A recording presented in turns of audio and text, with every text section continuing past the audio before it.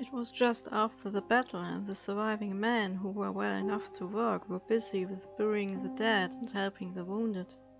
Stoically, we had held our ground and sent the Yankees home, and despite losses, the air was filled with joy.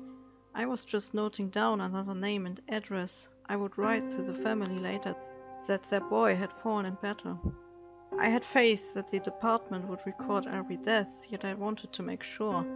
He had been under my wing after all. A soft pang of guilt set its roots in my soul as I reflected how it should have been possible for me to keep him alive. But there are no battles without casualties. No matter how glorious victory might seem, someone always has to take the bullet. "Sergeant! Sir, Sergeant!" the voice of a young boy called out while the hurried footfalls grew closer. I turned around to see one of our drummer boys in front of me. Bending over, he caught his breath, his hands resting on his knees. I'm not good with telling ages, so I'll just say he looked like a boy, although everyone is a boy once a soldier reaches a higher rank. Back in the day, they could be 14 and younger, too young to carry a musket, but old enough to do their part. "There's a man," the boy continued, having regained composure. "He need help. I can't find no one who ain't occupied." I followed at once with the urge to help a fellow man. What the drummer boy forgot to mention was that this wounded soldier was no Confederate. I found myself slightly baffled at the man in blue, bleeding and almost hidden amongst the bushes. He must have dragged himself into the place to avoid capture before he collapsed.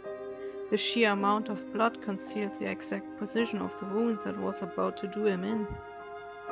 I stood and stared for a moment before I reached my conclusion.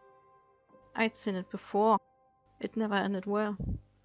He was a young man with fair features, ashamed to die in such a place when he could have been home, where a home was. "Sir?" my young guide asked with a worried undertone. "Can you save him, sir?" "Reckon not," I muttered. Upon me stepping closer, the Federal opened his eyes. He was trying to speak, but no word crossed his lips. Only blood. Seeing his twitching hand struggling to reach for a pocket, I followed the command with my own hand. What I found was a pocket watch with the man's name engraved into the lid. "You want me to give this to your superiors?" I asked in a low voice. The man's lips still fought to speak, but the eyes were glazed with pain, and I was unsure if he even really realized that I was there and speaking. Putting the watch into my own pocket, I drew my pistol. I saw the drummer boy look at me with masked shock.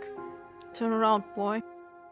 "Don't look," I told him as softly as possible through my grim expression.